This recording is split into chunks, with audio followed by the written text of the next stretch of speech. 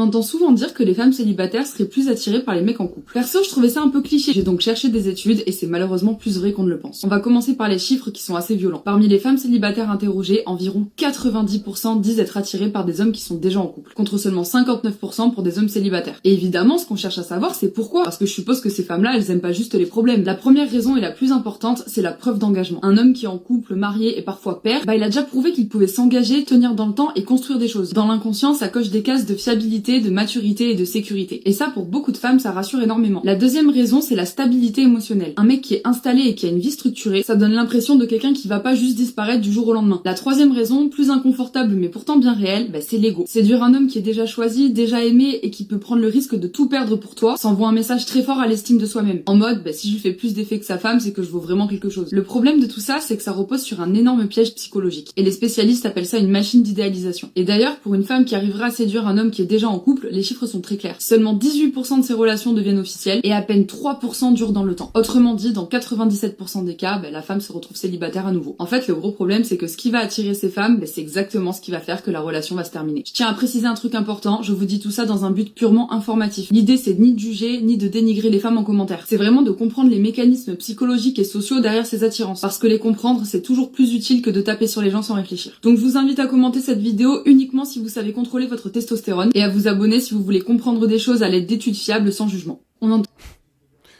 Elle a tout relié à la testostérone. Bon, il y a encore de la misandrie cachée. On va voir la version d'Anastasia. Est-ce que tu t'es déjà demandé pourquoi un homme marié est plus attirant pour toi ? Eh bien, tout simplement parce que tu es une grosse pute.